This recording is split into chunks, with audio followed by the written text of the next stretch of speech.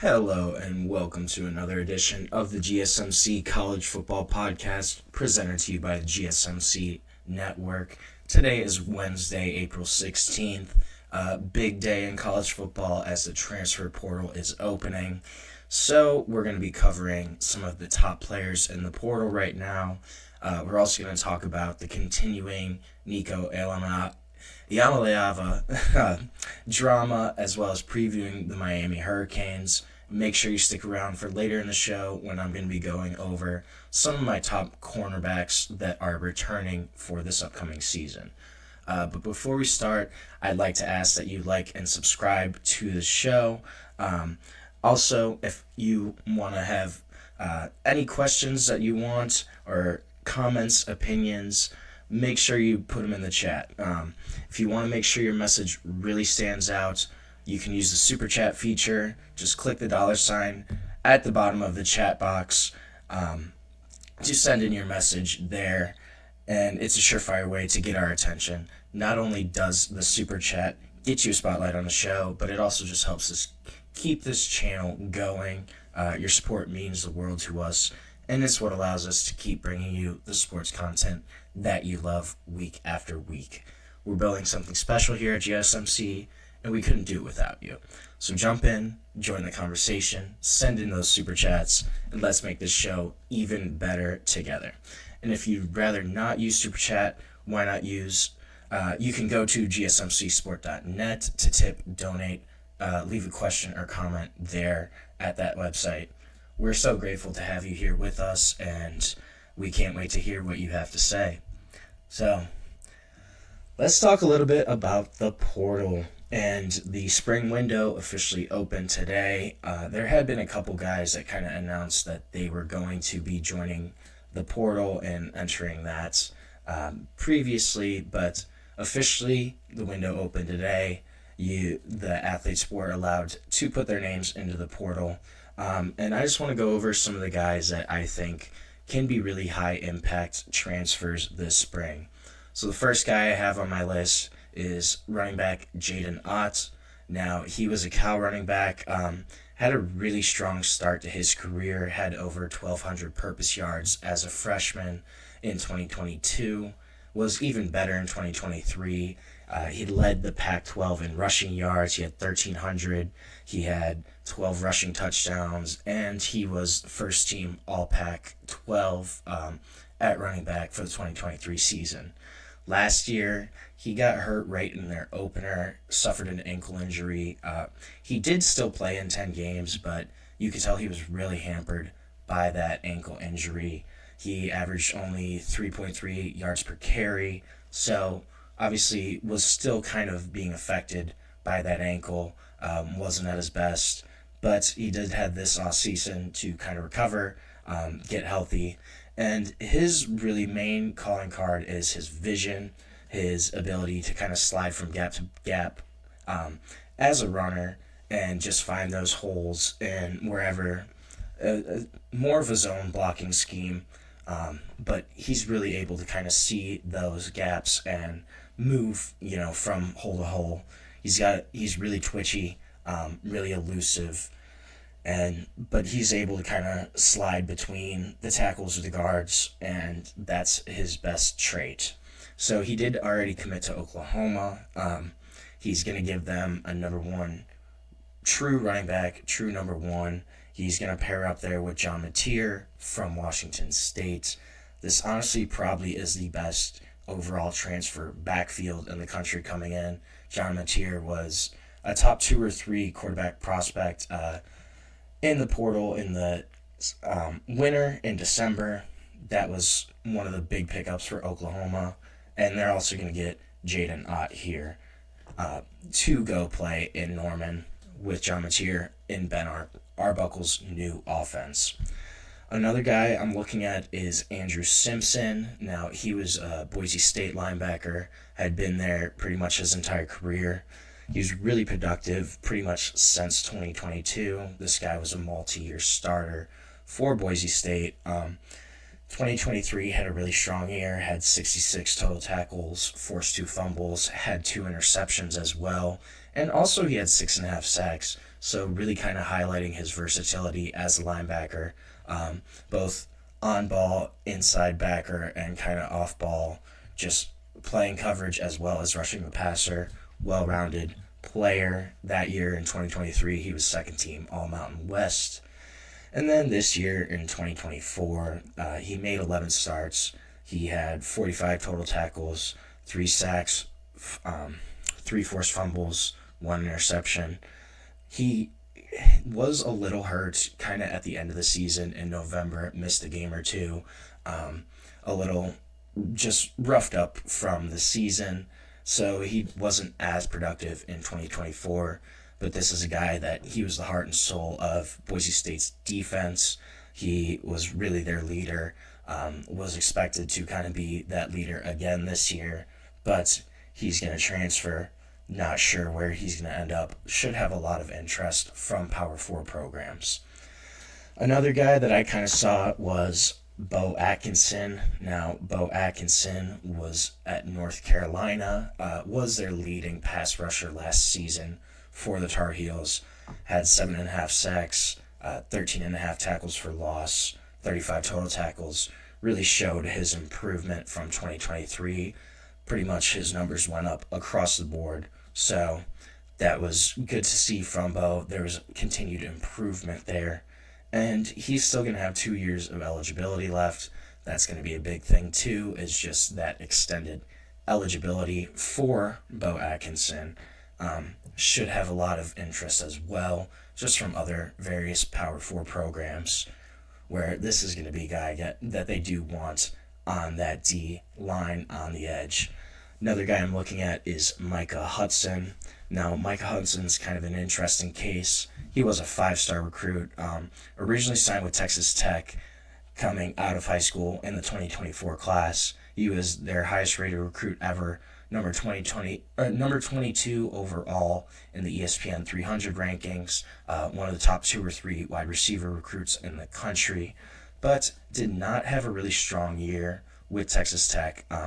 Only had 8 catches for 132 yards this past season.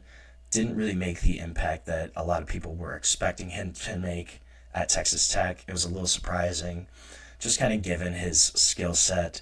He's really dynamic, got a heavy, just his ball skills are really strong, just overall in his route running. And he had a strong high school pedigree. This was a guy that competed in Under Armour All-American camps. Obviously, was a really highly rated recruit. But then after that season at Texas Tech this year, he actually entered the portal in December, went to Texas A&M, and was only at Texas A&M for a few weeks, maybe a month or two. He'd left there in January, pretty much almost right after he got to the program there, and now he's in the portal again. This is a spot where he could potentially actually go back to Texas Tech. Maybe it's a situation where grass isn't always greener on the other side. And the key question for Micah Hudson is going to be just his separation speed, kind of getting out of his routes. That's going to be the big thing for him to kind of watch, and that's really what's going to drive his success. He never had verified track or combine times in high school, never ran a 40, wasn't a track guy, so he didn't have official 100 meters or 200 meters, which you really look at for wide receivers. A lot of times these guys do run track, or at least they test at, Under Armour camps. But he never tested, he never ran, so there was no official combine or track records for his speed. Kind of an unknown. That's going to be the big thing for his success at the next level, is will he be able to create separation on a consistent basis and be able to separate from those cornerbacks.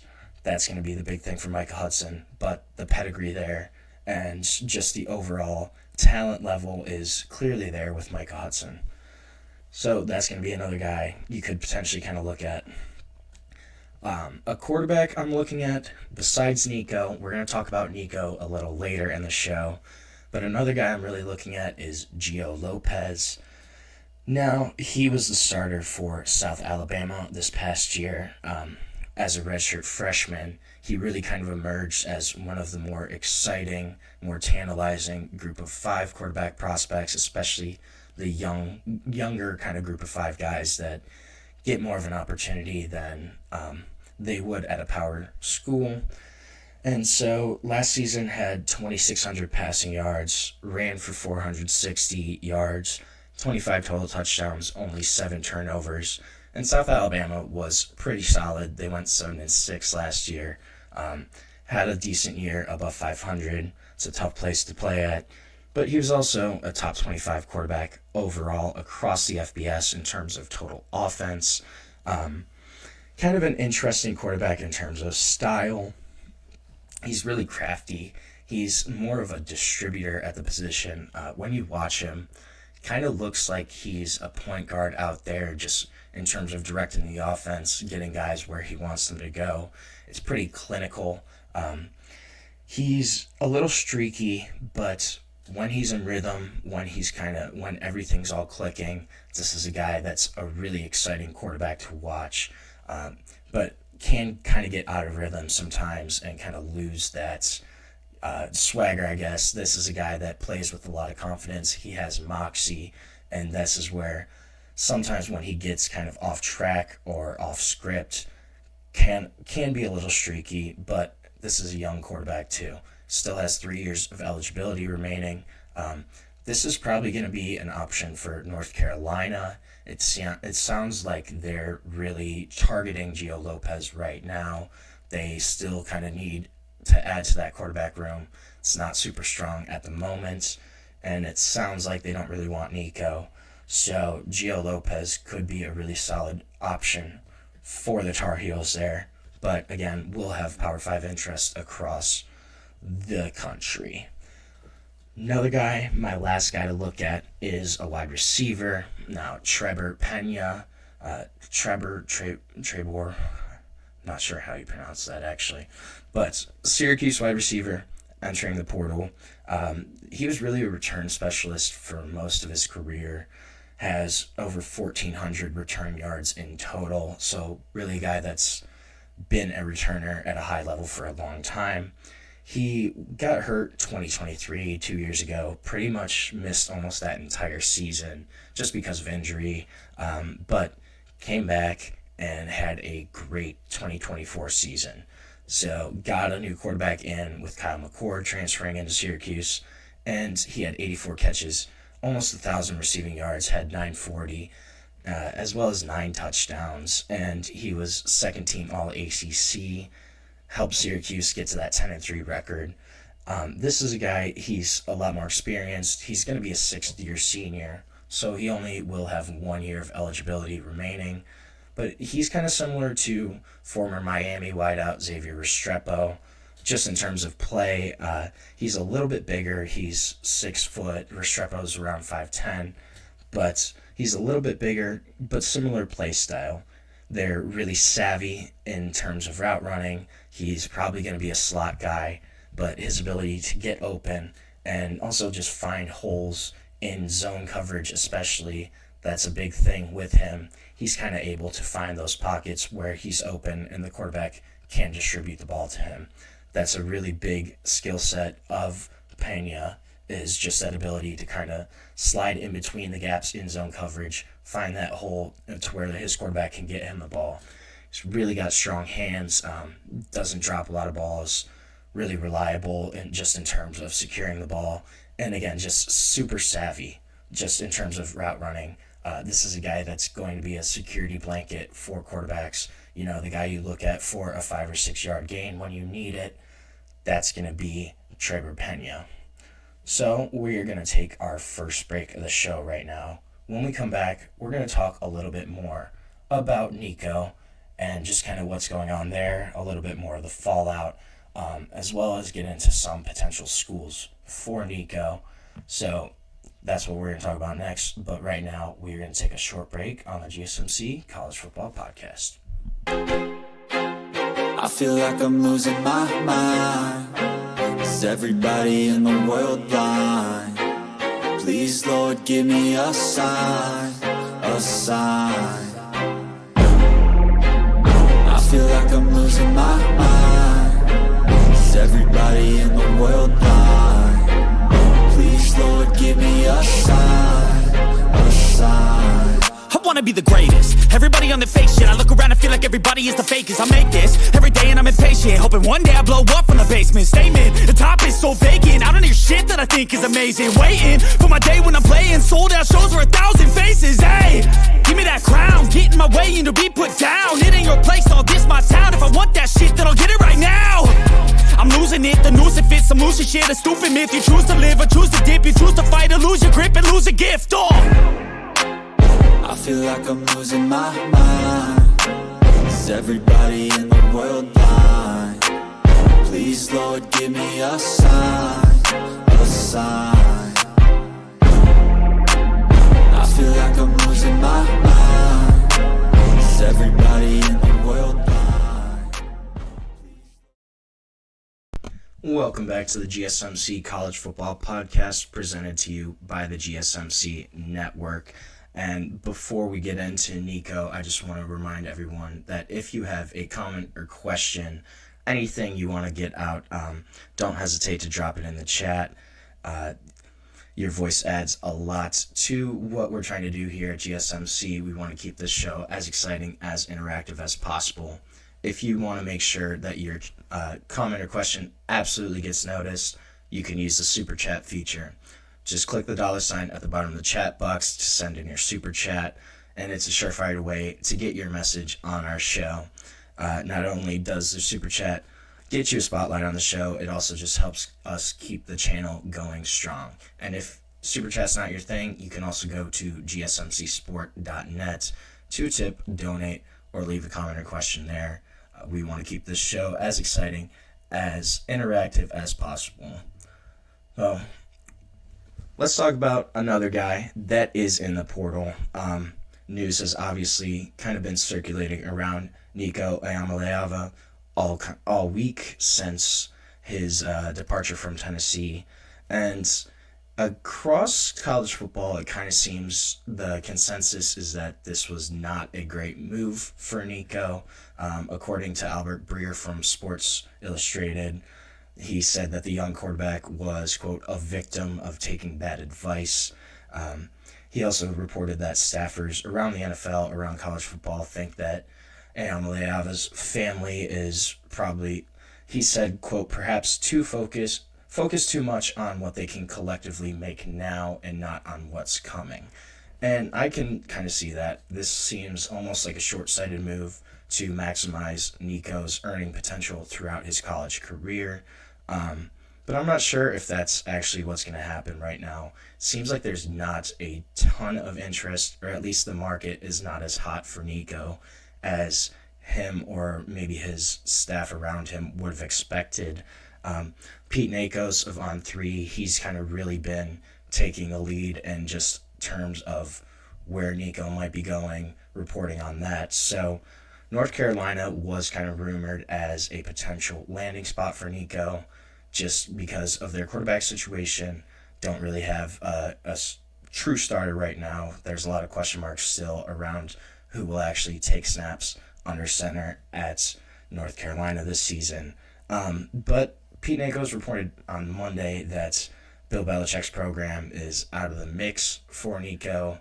It sounds like they're probably going to target Gio Lopez from South Alabama more. And this whole situation is really kind of interesting. Josh Heupel, he had said that this is the state of college football. At the end of the day, no one person is ever bigger than the program. The program is going to be here after. He kind of went on a tangent like that. I think that point is also a little interesting because from what I've heard, just different pundits and stuff say, this is what college coaches do all the time. You have college coaches that are in year 2 or 3 of a 6 or 7 year deal, and they look for greener pastures, they look for greener grass.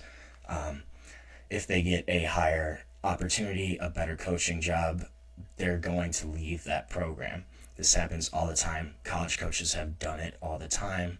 So I think it's a little funny that, Nico's kind of doing the same thing, yet there's a bunch of backlash from his former head coach, from coaches around college football, kind of saying that, hey, this isn't something you do. When in reality, college coaches do this all the time. Josh Heupel himself did it when he took the Tennessee job.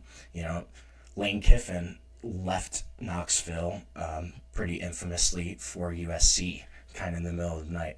College coaches do this all the time. I wonder if we're going to see more players kind of start to do that, take control of, I guess, their situations, or is this kind of coming back on the other side of this? Tennessee put their foot down. Are we going to see more schools really play hardball with their guys, especially with that incoming revenue sharing, the impending house settlement, what happens there? That's going to be kind of interesting. So Pete Nakos also reported that multiple programs are ready to become contenders if Nico is open to a deal closer to $1 million. So that's kind of interesting. Nico is scheduled to earn, I believe, around $2.2 million. I'm assuming it was probably $2.25. I don't know the exact figure there. Excuse me, I'm sorry. But that's something where Nico might actually lose money from this maneuver. In terms of trying to get more money, he actually might kind of lose out. There's supposedly a bunch of programs that they want to get in on him if he drops that price point. If he's really sticking to that price point, I'm not sure who's going to throw that type of money at him. Tulane at one point was kind of mentioned as another program that would be open to landing Nico, just because of they lost Darian Mensah, brought in a couple guys. They brought in TJ Finley, who I've talked about him before, had been at LSU, at Auburn, then Texas State, then Western Kentucky, kind of bounced around a lot, but he was projected to maybe be their starter. He has legal issues right now that are still impending, so Tulane kind of was mentioned as a spot, but Pete Nakos also reported yesterday that the Green Wave have dropped out of the sweepstakes to land him. But this is interesting. There really doesn't seem to be a strong market. One GM in the Power 4, one of the schools, told ESPN he thinks that Nico pretty much has no market. That was his actual quote, that he has no market. Another thing that's really big here that people are kind of skipping over is that Nico cannot go to any SEC schools. The SEC has a rule where you cannot transfer in the conference in the spring window. So if he wanted to go to another SEC program, he can't. It's not allowed under SEC rules. So pretty much the entire SEC is out. They can't go and make a play for Nico just because of the conference rules right now. There is a connection at UCF. Their quarterback's coach, Mackenzie Milton, he had previously worked with Nico when he was an offensive analyst at Tennessee, but they also brought in Indiana transfer Taven Jackson. They're not expected to be heavily in the mix, but I could see that being a program where they might still make a call to Nico's representatives and see if they could potentially make a deal. UCF has really been perceived as the front runner.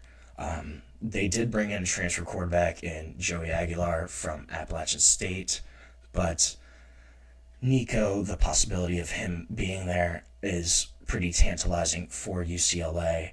I think they probably might throw him the biggest contract, but that's still in the air. They obviously did bring in another quarterback, so do they want to spend those resources and allocate them towards Nico, or do they try to kind of build that team around Joey Aguilar and make them a stronger program across the board? I think that's going to be the big thing to look at for UCLA and just what their role is in Nico's saga, I guess. But the other thing is that there's going to be a pretty narrow path of success for Nico wherever he ends up. You're coming in the spring, just the time frame of having missed pretty much all of spring ball with whoever your new team is. You're going to have to learn a whole new offense. And then also just the pressure that is going to be put on Nico, especially if he does kind of get that higher end of the contract that he wants. If a school brings him in and gives him $3 or $4 million a year to be their starter, that's going to be a lot of pressure from the fan base, a lot of pressure from the coaching staff, probably from his teammates as well, just after knowing the entire situation at Tennessee and kind of what happened. It wouldn't be surprising to see Nico struggle, but there's going to be a ton of pressure on him right away as soon as he comes in, just because of kind of everything, the time frame. He's going to have all new wide receivers, won't have any guys that he has a ton of chemistry with, just a new system, fitting into a new locker room as well. It was reported previously that Nico wasn't the most vocal leader at quarterback, is a little more shy, just personality-wise. Will that kind of mesh with a new locker room wherever he ends up? I think that's going to be kind of interesting, just in terms of culture fit, in terms of how he meshes with his teammates. Will they kind of accept him? And will he be embraced as a leader or a strong person to follow at his next program? Tennessee, they also, on the flip side, they haven't had a ton of luck right now in their quarterback search. Obviously, it's still early on. But according to one ESPN source, at least one starting quarterback in a Power 4 conference has already received a raise just due to calls from Tennessee officials to his reps, kind of gauging the market, testing the waters of seeing what a potential quarterback could cost them. But this is going to be, Tennessee's probably going to call a ton of guys just to get in another quarterback into that locker room. They only have 2 guys right now. Both don't have a ton of experience. George McIntyre is one of them. But Tennessee does not have a lot of experience behind Nico. There's really not a ton of room there in the quarterback room. They're going to need to add somebody at Tennessee. And the fact that one guy already got a raise, kind of because Tennessee was calling, I think that might be something that happens a little bit more. Another team I'm kind of looking at as a dark horse landing spot for Nico is Texas Tech. So Texas Tech has done a ton of work in the portal this year. Went 8-5 last season, but they've spent double-digit millions of dollars to kind of upgrade this roster. They brought in around 20 guys from the portal in December. They've been really, really aggressive this year just in terms of adding talent, kind of doing what Ole Miss did last season in terms of almost going all out for 1 year. So they do already have their incumbent quarterback, Baron Morton. He's still there, but with how aggressive Texas Tech has been in upgrading across the board, could they also potentially look at an upgrade at quarterback? And they have the resources. They've been really, really aggressive in terms of just upgrading this roster, getting guys in that they think could help them get to the next level, potentially compete for a college football playoff berth in a Big 12 championship. Could that be a spot where Nico ends up? Nico is a better starter than Baron Morton. Not that Baron Morton is a bad starter, but definitely would be an upgrade there. Could Texas Tech actually be a decent landing spot for Nico? I think that's going to be a dark horse team that could potentially get in on the conversations that we haven't really seen kind of talked about in the national media. I think that might be a decent spot for Nico, though, just coming in. They have a bunch of talent around him already that they brought in. That could be a team where Nico could actually do pretty well and succeed at. and maybe even get the contract that he wants. So we're going to take another break on our show now, and when we come back, we're going to talk a little bit about Miami, about the Hurricanes, their upcoming season, kind of what that's going to look like. So we will be back shortly on the GSMC College Football Podcast. Looking for your daily fix of sports talk without having to pay for it? GSMC Sports Network is available on YouTube. Just search GSMC Sports Network. Get your fix of daily sports talk shows on YouTube, absolutely free. NFL, college football, NBA, MLB, MMA, UFC, fantasy football, and so much more. GSMC Sports Network has shows running all day long, with new sports shows starting every 2 hours. Just like on your favorite cable sports channel, except GSMC Sports Network is absolutely free. Just search GSMC Sports Network on YouTube to catch one of your new favorite shows, like the GSMC College Football Podcast, Chip Shot Football Podcast, Hoops and Heels Women's Sports Podcast, GSMC Basketball Podcast, and so many more. Check it out for yourself. GSMC Sports Network, now available on YouTube absolutely free. Search GSMC Sports Network on YouTube right now.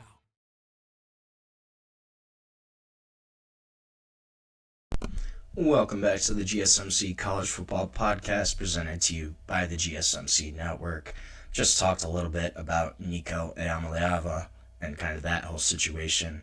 We're going to switch gears. We're going to talk a little bit about the upcoming season for the Miami Hurricanes. So Miami, they had an interesting season last year. They had a strong year, finished 10-3 on the season. They were really in the college football playoff hunt for pretty much the entire season. Up until the last week of the season, they lost to Syracuse, and then just had a couple different close calls, and they beat Cal in a game that they came back. They were down pretty big. Cal played really well. They kind of were able to escape and come back in the second half of that game. They also had a close win against Virginia Tech that came down to the literal last play and a Hail Mary. Got the call to go their way then. But they had a couple different games where it was really a toss-up last year. Kind of seemed to be skating towards that playoff berth until, that Syracuse loss where that really dropped them out of the hunt at the last week of the season. So obviously they're going to lose Cam Ward, big quarterback transfer for them last season, probably going to be the number one pick in the draft this year. Had a really strong year, but lose Cam Ward. However, they bring in Carson Beck from Georgia, gave him a really big deal. He's reportedly going to make around $4 million a year to be the starting quarterback at Miami. So that's going to be their guy for this upcoming season. Backup quarterback is going to be pretty interesting for the Hurricanes.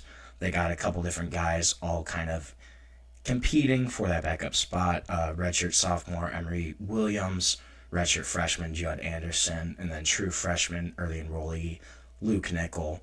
They're all kind of still in contention. Williams, he's got the most experience.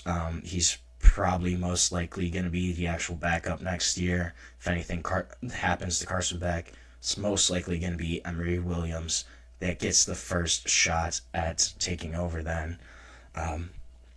Judd Anderson, he's a really big quarterback, super physical. He's got a lot of athletic ability, but he's still kind of in that development phase of just fine-tuning his pass mechanics, his reads. He's still a really young quarterback, but he's still kind of developing, trying to grow as a signal caller overall. Luke Nickel, he probably has the highest ceiling of any of those three guys. He was the highest rated recruit signee coming in, had the best pedigree as a high school quarterback. He was Georgia's Mr. Football, of high school All-American, which both are really strong indicators of his talents and his ability as a quarterback. That's probably a guy that could be the long-term quarterback answer at Miami, but right now probably going to be third or fourth string on the depth chart, just behind those couple of guys there. At running back, Mark Fletcher Jr. is kind of expected to take over that lead role as a lead back. Had 500 rushing yards in 2023, had 600 last season, 2024. Also had 9 touchdowns last year, so got a lot of short yardage work. He's going to be pushed, though, by Jordan Lyle. Jordan Lyle got a bunch of snaps last year as a true freshman, going to be a true sophomore this year. Should really push for playing time. And right now, they only have 4 scholarship running backs on the roster, so this could be a position where they potentially add a guy in the portal, or, you see some of those walk-ons kind of getting involved, maybe potentially earning some playing time down the road. Wide receiver, tight end, just the pass-catching group overall, that's going to be really interesting to look at for Miami. Their top 4 wide receivers are all gone this year. They're going to lose Xavier Strepo, who was a big guy for them just in the slot, reliable option.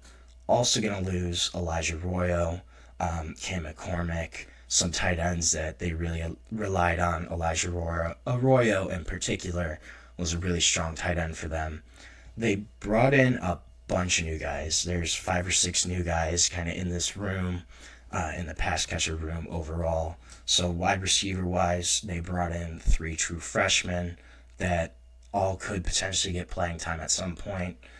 Joshua Moore, Malachi Toney, and Dalen Upshaw, they all came in this year as true freshmen.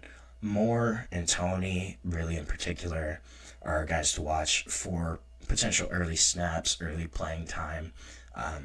But again, there's 5 or 6 different names in the mix for playing time at wide receiver. So we're going to kind of see that all play out just in camp and how these guys perform in practice and getting close to the season.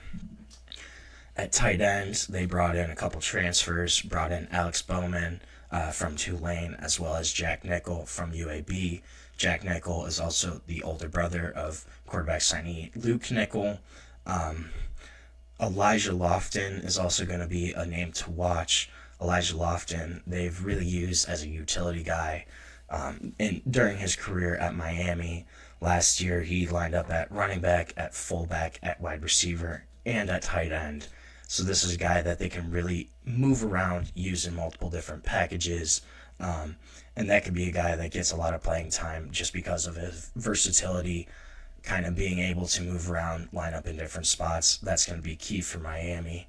Their O-line, they do need to replace 2 starters, but they should be in pretty good shape overall. Miami's offensive line, they historically have really strong recruiting classes for offensive line, especially in the past few years. They've really been able to recruit O-line heavily and get some blue chip prospects. Markel Bell, he's probably going to start at left tackle. He was kind of a part-time starter last year, but he should go from part-time to full-time. Former JUCO guy, massive body. He's 6'9", so got a really big frame. He started a couple games last season when Jalen Rivers was hurt.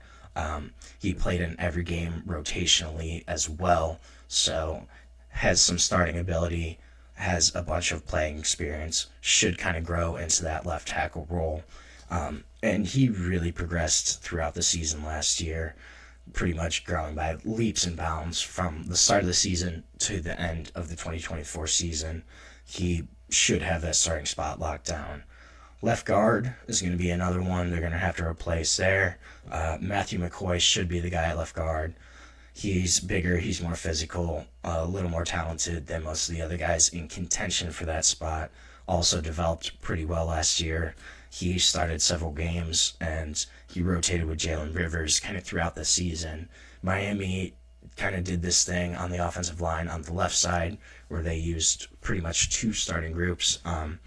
They had 1A, 1B, where Jalen Rivers and Matthew McCoy played the 1, and then Markel Bell and Jalen Rivers then played the other kind of half, I guess. So a little bit of rotation there, but McCoy should step into that starting role full time.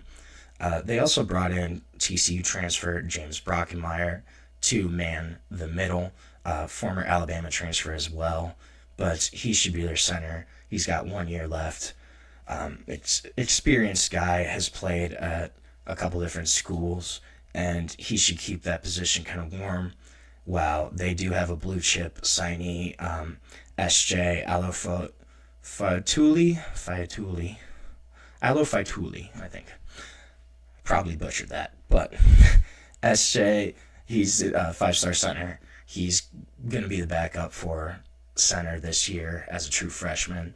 Kind of just going to learn the ropes before he should take over the reins in 2026 at that spot.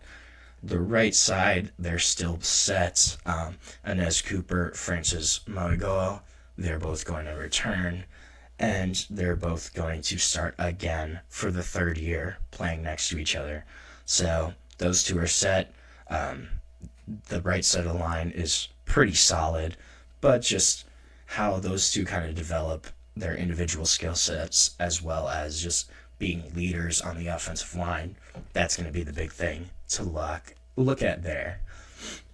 On the defensive side of the ball, then, D-line, they're losing edges, Elijah Alston, Tyler Barron. They're also losing D-tackles, Simeon Barrow Jr., who he was first-team All-ACC last season, as well as C.J. Clark, Anthony Campbell, Marley Cook. All those guys are going to be gone for Miami. At edge, they're probably going to look to promote from within for the most part. They have sophomore Marquise Lightfoot, who's uber talented, spent last season kind of learning the ropes and should take over one of those end spots. Hayden Lowe is also coming in. He's a 5-star recruit, really highly regarded just overall. He's kind of been compared to Kayvon Thibodeau just in terms of size, skill set. Also played at the same high school as Kayvon Thibodeau, who played for Mario Cristobal at Oregon, but should be another guy to get snaps at that edge position for Miami. Then there's also guys like Ruben Bain, Akeem Mesidor, who are bigger bodies, but they can play both at D tackle and D end. So just a little more versatility on the line there. Probably guys are going to rotate in. D tackle, the big name to watch is Ahmad Moten Jr. He's really going to look to solidify his starting role. Got a lot of rotational snaps last year. Should step into a bigger role for the Hurricanes this upcoming season. David Blay is also another name to look at. Transfer from Louisiana Tech. He's probably also going to be at the top of the depth chart there for D tackle. Get a bunch of snaps. And if he doesn't start, he's at least going to play a good chunk of the time for Miami.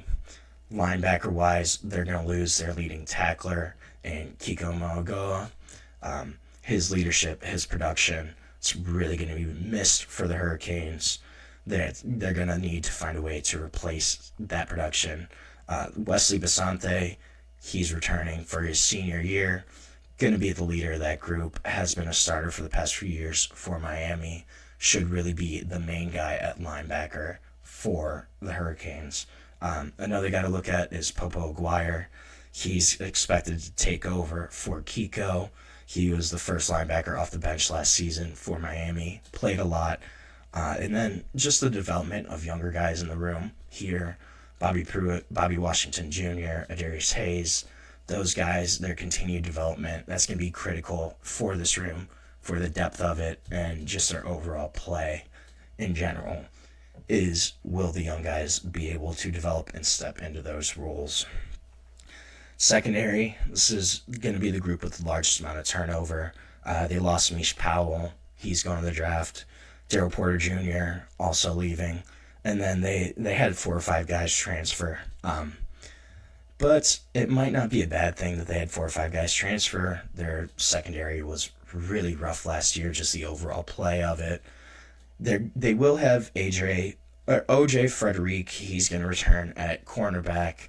Had a really good season last year. Was a freshman All-American. He's going to be one of those cornerback spots. He will have it locked down. Jadaeus Richard, he could also start. He is coming back from an injury right now, but could be another guy that starts for Miami. He got a lot of playing time in the past few years. They added 4 transfers, brought in 3 freshmen to fill out that cornerback room. So competition is really going to be heavy here. Similar to wide receiver, there's going to be a lot of guys, a lot of names that are kind of fighting for those spots right now. At safety, the big returner is sophomore Zaquan Patterson. Miami really likes his skill set, really likes what he can do, his potential. They would love to see him kind of solidify and take over one of those starting roles. One of the headliners here, too, is Jacksonville State transfer Zachariah Poser. He was a freshman All-American this past year for Jacksonville State. Obviously is going to have a big step up in competition, but once he kind of adjusts to that, should be a name that is definitely going to have playing time, could potentially start for Miami at safety. And then they're also going to lose their kicker. He was their all-time leading scorer, Andre Sporogales. He's gone, so just their kicking game will be something to look at special teams-wise, what's going to happen there. He's going to be replaced by Abram Murray, who's a redshirt freshman. He was the top kicking recruit in his class. Their rankings are a little bit different, but will be replaced. How their kicking game kind of plays out will be something to watch for sure. In terms of their schedule, they do open with Notre Dame at home. That's going to be a tough matchup for them, be a really crucial one. And if they're able to beat Notre Dame at home, that's a really strong start to their season. But they also have to play some of the tougher ACC opponents. They have Louisville, they have SMU, they have Syracuse, they have Florida State, and they also are playing Florida again. But of those games, only SMU and Florida State are on the road. So if they're able to play well at home, Miami could be in really solid shape. And this could be, again, a team that's going to be in the college football playoff conversation. What they're going to do will remain to be seen. But this is going to be a team that's in the top 3 or 4 of the ACC, and will be contending for an ACC title for a potential playoff berth this upcoming season. So we're going to take another break on our show. When we come back, we're going to talk about the 2023 quarterback class and kind of revisit it, where those guys are now and where they've ended up, what they've done in their college careers up to this point. So we're going to touch a little bit on that. But first, we're going to take a short break on the GSMC College Football Podcast.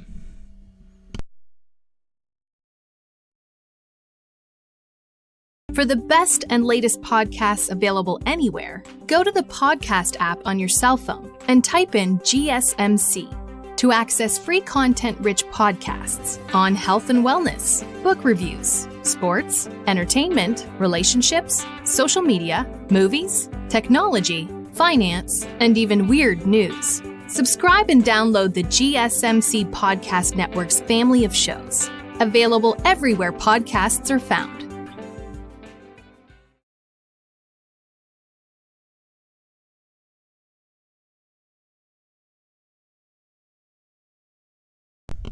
Welcome back to the GSMC College Football Podcast, presented to you by the GSMC Podcast Network.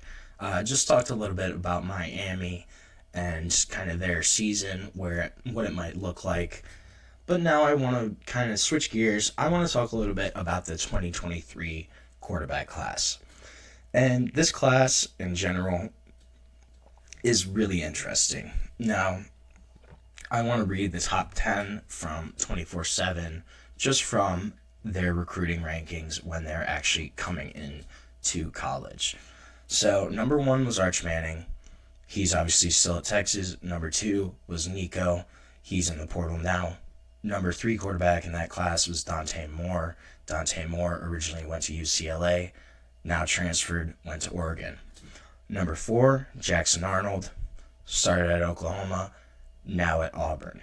5 was Malachi Nelson. He went to USC, then he transferred to Boise State, and now he's at UTEP for this upcoming season. Number 6, Jaydn Ott. Jaydn Ott had the whole Florida saga, eventually went to Arizona State, then he went to Georgia last year, and now he's in the portal again. Number 7, Aiden Childs.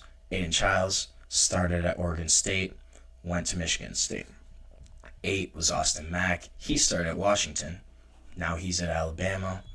Number 9, Avery Johnson. Avery Johnson started at Kansas State. He's still at Kansas State.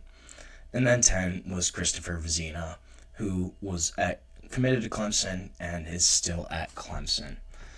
So if you were keeping track, I don't know who was counting or not, but of those top 10 guys, only 3 of them are still at the schools in which they signed. I think that's really an interesting stat. I wonder if this is going to be a trend that we're going to see continue throughout college football, of where these guys originally sign is not where they all normally end up. Another thing I want to look at is, despite those names, here's the total production from those guys. So there's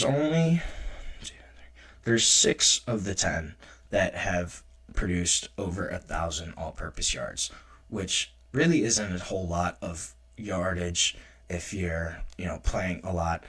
But clearly these guys just are not playing that much. Arch Manning is 6th on that list. He has just under 1,100 all-purpose yards, but he has thrown 13 touchdowns to 2 interceptions.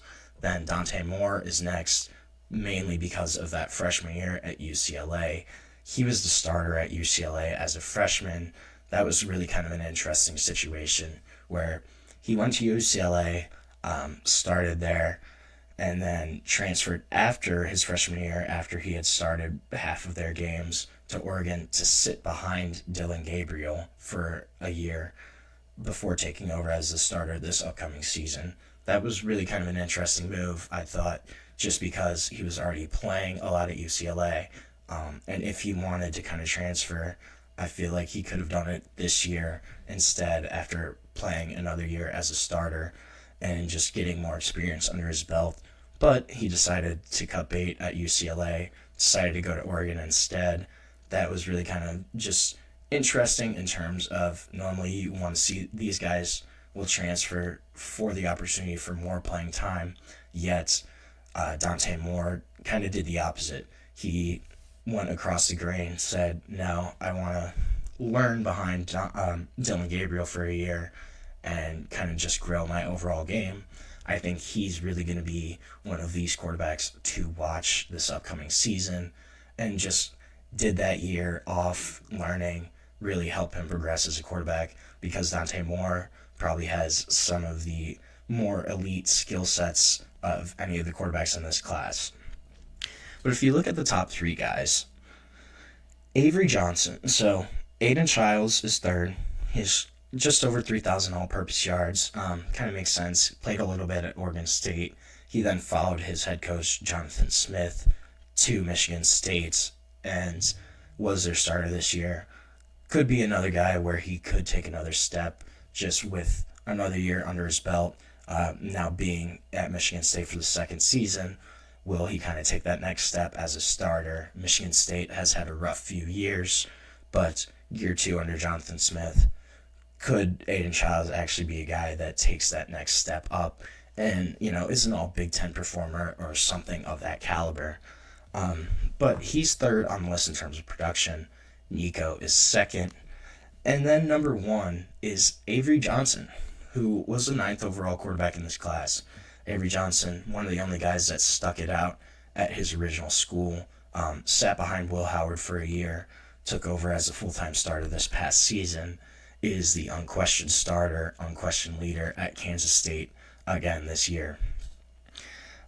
He's probably, honestly, the most proven quarterback out of this class, which is pretty remarkable when you kind of consider the overall talent, how much these guys were hyped when they were coming into college. This was a class that people really thought would do a lot from the quarterback position, and that they would get a lot out of just while these guys were at college. But that really hasn't kind of happened. And the guys that haven't stayed and stuck it out is probably, they've probably hurt themselves the most. And the 2 I'm really looking at there is Malachi Nelson, Jaden Rashada. I already kind of talked about Jaden Rashada the other day, but he's another guy where his movement he's probably really hampered his development. Just the entire saga at Florida before kind of ending up at Arizona State. I think he was expecting to win that Arizona State job, and then obviously did not, was beaten out.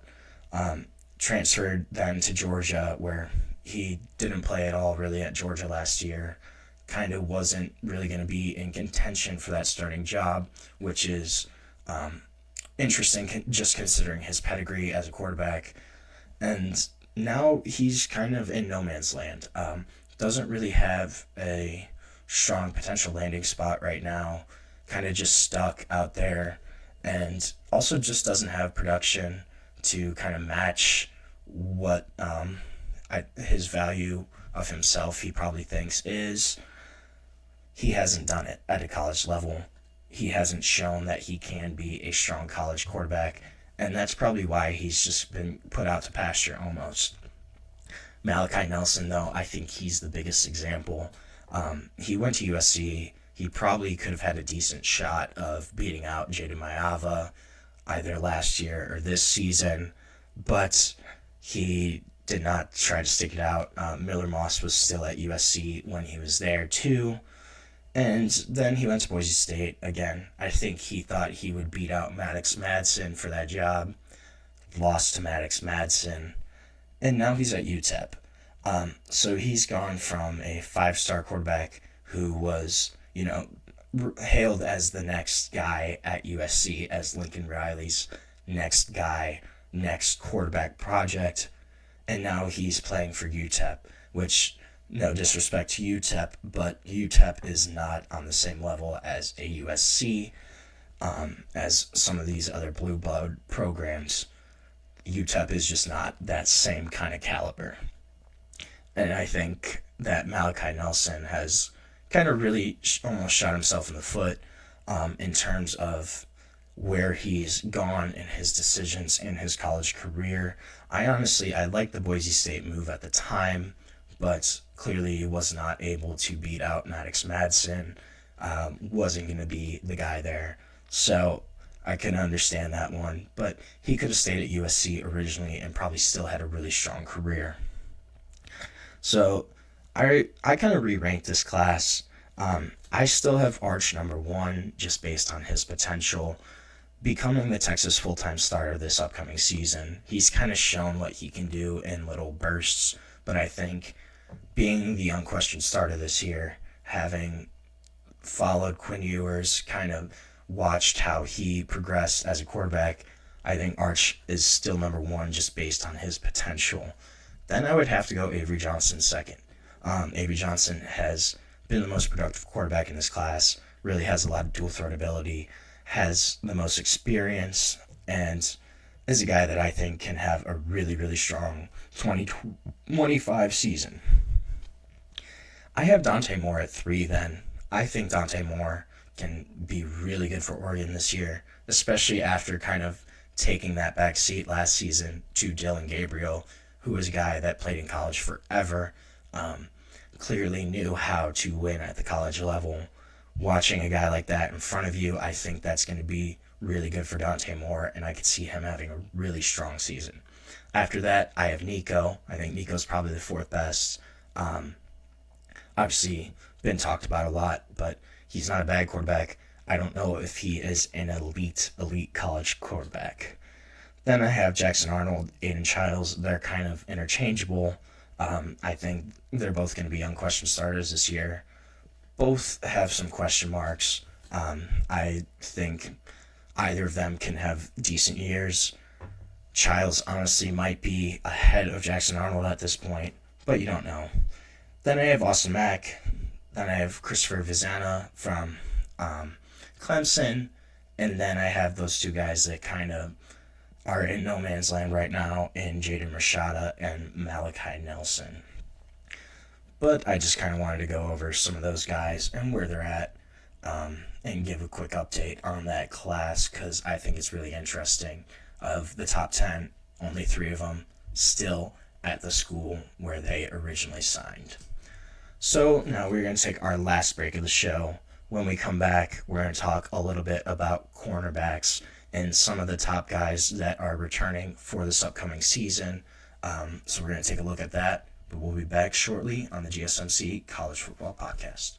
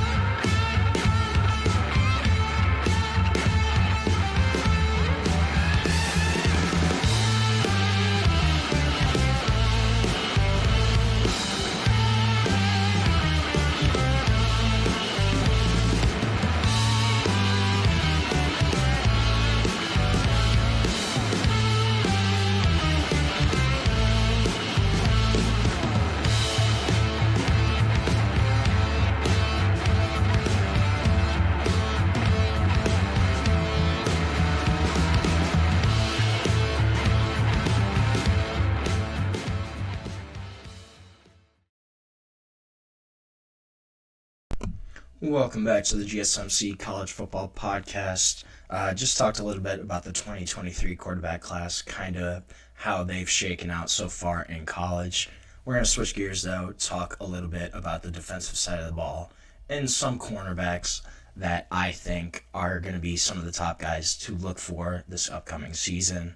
So the number one guy I have on my list right now is Leonard Moore from Notre Dame. Will be a true sophomore this season. Had a really strong true freshman season. Finished, according to Pro Football Focus, according to their wins above average metric, he finished as the third most valuable cornerback in college football, only trailing Jahdae Barron and Travis Hunter, who are two guys. Obviously, Travis Hunter will be a top 5 pick. Jahdae Barron is looking like he will be a first rounder this upcoming season. So Leonard Moore was only behind those two guys in terms of wins above average. Super valuable cornerback. Notre Dame runs a really man-heavy scheme. At least they did under Al Golden. And so his grade in man coverage was really solid. He had an 82.5 grade. It was third among all corners in the country. Remains to be seen kind of what happens this year, just because Chris Ash takes over as defensive coordinator for Notre Dame. Will probably run a little bit more zone coverage. Their man coverage rate should drop at least a little bit. So obviously Leonard Moore, a really strong man corner. How he will kind of make that transition to more of a zone corner will be something to look for. But he's 6'2", so he's got really good size, length for the position. He's really smooth, just in his movements. So he's kind of able to mirror wide receivers already at an elite route level, able to keep with them, stay with them throughout their routes. And of the 42 targets that came his way in single coverage, only 16 of them were caught by wide receivers. So 26 of those 42, Leonard Moore broke up, or at least got in the way of that wide receiver making the catch, which I think is a really interesting stat. Really kind of showcases his ball skills, his man-to-man coverage skills. Another guy looking at is Jermon McCoy from Tennessee. Right now, he's the current favorite to be selected first in the 2026 NFL Draft among quarterbacks from a couple different sites. But he transferred in from Oregon State, was pretty much locked down once he got to Knoxville. His coverage grade in 2024 was 89.6. That was second among all returning Power 4 starters. And he also had 4 interceptions in 2024. That was tied for second in that same group of returning Power 4 cornerbacks. So clearly a guy that has a lot of strong ball skills, really strong movements just across the board. He had a 99.9 score, so almost perfect in game athleticism in that metric by Pro Football Focus. So a guy that can clearly move well and just a phenomenal athlete overall. And All-American last year, 2024, first team All-SEC by the AP rankings. Coaches named him second team All-SEC guy. Had 4 interceptions, obviously. Also had 9 pass breakups. So this is a guy that is a ball hawk, will be on the ball for the most part as a cornerback. Really strong man-to-man skills. He's currently rehabbing a torn ACL, though. He suffered it in January during a training session at home in Texas. So it's unsure when he's going to play. Will play at some point during the season. He probably won't be ready for the first month or so of the season, if I had to guess. I don't know, though. I'm not sure how far along he is in progressing through that rehab right now. But whenever he comes back, that's going to be another guy that will be a really strong cornerback in the SEC. Then in the Big Ten, I want to talk a little bit about D'Angelo Pons. So D'Angelo Pons, Indiana cornerback. You know the old adage, you send the tallest, biggest guy off the bus first for impressions. This is not D'Angelo Pons. He would probably be the last guy off the bus. Only 5'9", 170 pounds. So small cornerback, really thin frame. But that hasn't stopped him from being one of the top cornerbacks in the country. Had a really great true freshman season at James Madison 2023. Then he followed Coach Curt Cignetti to Indiana. Had another really great year at Indiana last year. Was one of the top 15 most valuable cornerbacks according to Pro Football Focus. He had a 91.8 grade in terms of just overall grade, and that was the highest among all returning FBS cornerbacks, just overall grade-wise. He's a guy that plays with no fear whatsoever. Obviously, not the biggest guy, not the strongest guy, but has no fear in coverage, will go right up to a 6'3", 6'4" wide receiver and press him, get in his face. Also contributes in run defense. He's a willing tackler, not afraid to contribute to that part of defense as well. But this is a guy that has had a bunch of passes defended, both in 2024 and 2023. 2023 had 2 interceptions, but had 12 passes defended. And then this past season, 2024, had 3 interceptions, so raised that total. Only had 9 passes defended, but still a really strong number in terms of just being on the ball as a cornerback. That's another guy where he's going to be a top cornerback. His size may limit him a little bit, especially when he goes up against programs like Ohio State, where most of their wide receivers are 6'2", 6'3". Could be a little bit of a size disadvantage there for him.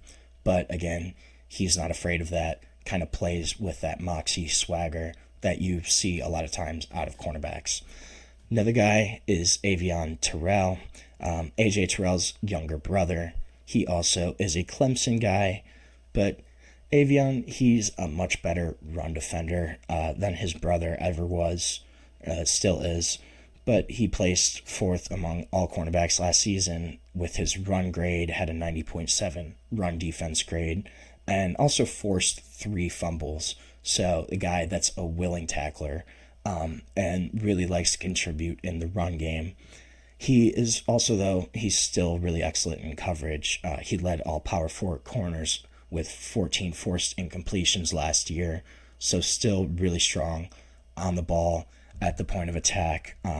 Not the biggest. He's like 5'11", he's 180, but he's not small either. And he really has a lot of physicality for the position. Has the speed to stay with receivers in man coverage, but his big calling card is his run defense, his ability to defend the run and be physical. When running backs come at him, he's going to be physical. He's going to be able to make that tackle. And also just the guys he goes up against in practice each week. Antonio Williams, he's one of my top returning wide receivers for this year. Also, Bryant Wesco is there. So he's going against guys that are elite receivers every day in practice, getting a ton of reps at that kind of level. Another guy that really could have a strong year for Clemson. Then the last guy I'm looking at is Malik Muhammad from Texas.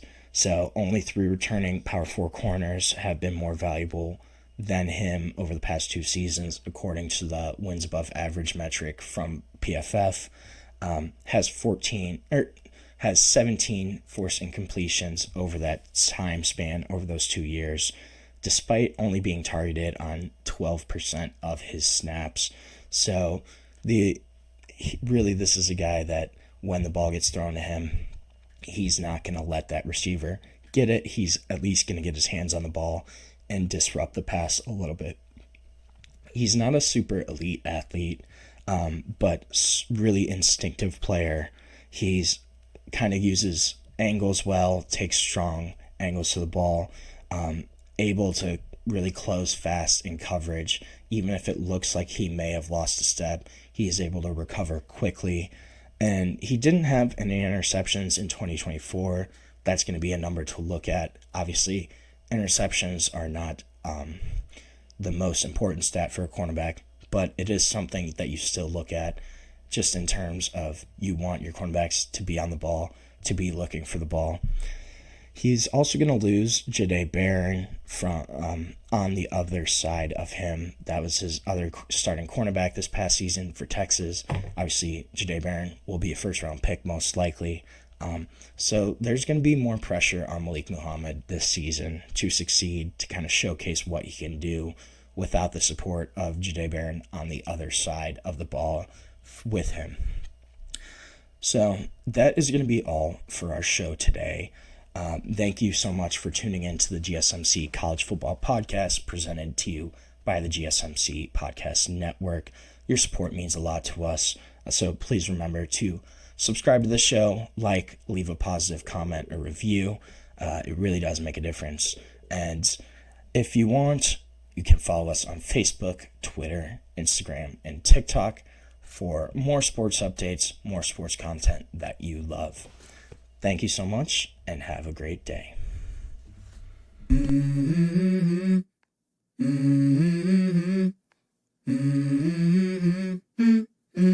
Let's go. I wake up to a little bit of drool on my pillow, feel like it's gonna be a bad day. Yeah, I'm tired of shit, and the coffee ain't hit yet, damn, ain't that great. I don't wanna go to